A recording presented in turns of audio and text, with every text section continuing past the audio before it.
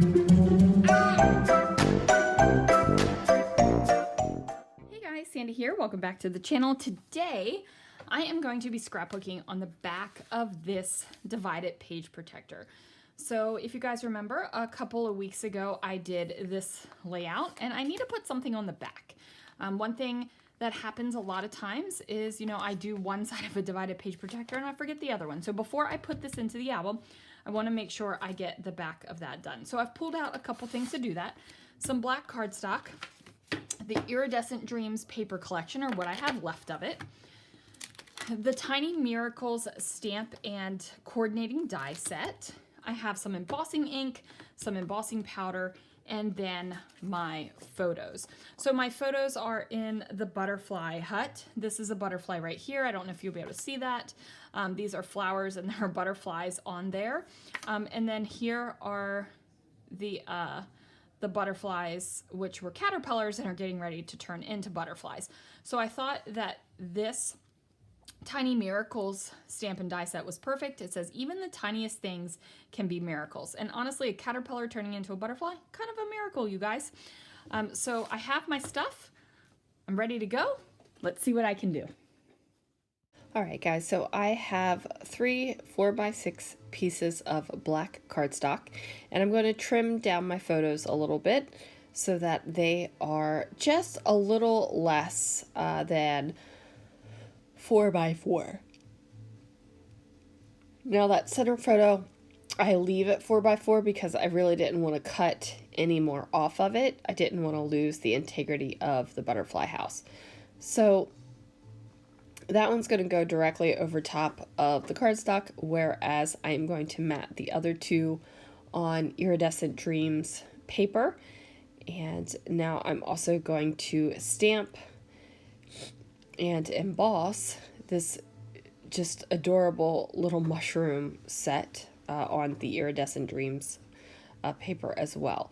So I go ahead and use some Raven embossing ink from Brutus Monroe, and then I'm going to go ahead and emboss that, and that is some kind of magic happening right there. And then lucky me, I also have the coordinating die to that stamp, so I'm going to use a little bit of purple tape right there, run it through my die cut machine, and then I will come back and have this beautiful little mushroom already die cut. So I'm going to put it over here next to the butterfly house, and I call it a butterfly house. I actually don't know the technical term for it. I'm sure there is one. This is a chrysalis house, actually would probably be a better name for it. It's where the kind of like the cocoons before they turn into butterflies. So now I'm going to use some gilded embossing powder, and I went ahead and embossed the sentiment, and now I'm going to emboss the edges of my black cardstock as well. Now this is something I do a lot of in my December project. It's not something I do a whole heck of a lot in my daily scrapbooking, so I figured that this would be something fun to bring into my everyday scrapbooking. Even though this really isn't everyday scrapbooking, this is Flower and Garden Festival from Walt Disney World scrapbooking, it's still more everyday than the December project. So I go ahead and place my photos down over top of that embossed black cardstock, and then I am going to put my little pieces back onto the backer of my stamp set because I don't want to lose them. I have been much more careful lately with how I am putting away my stamps because some of the stamps are little guys. Like there's little teeny stamps on there and I don't want to lose them. I find that that's terrible if you lose a stamp. So now I am going to go ahead and cut a fishtail banner. And this is also with that same Iridescent Dreams paper.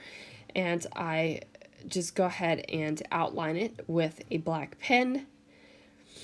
And then I'm going to just add a tiny, tiny little bit of embellishment. And I do that with some tiny puffy stickers from my stash. Now, I'm putting butterflies on here, you guys, but you know, butterflies belong when you're scrapbooking about the chrysalis, the little butterfly popper outers. The little butterfly popper outers. Yeah, you know, butterfly pops out of there.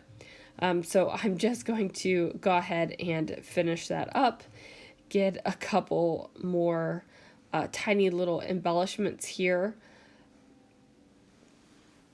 And then I think that is going to do it for this layout, you guys. I don't think I add much more.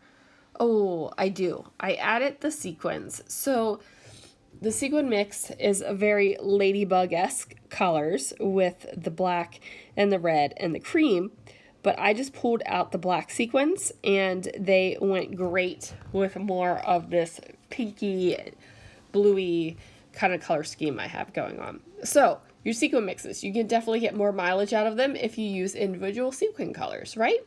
So there it is, and then you can see all the little butterflies getting ready to pop out up close in that photo.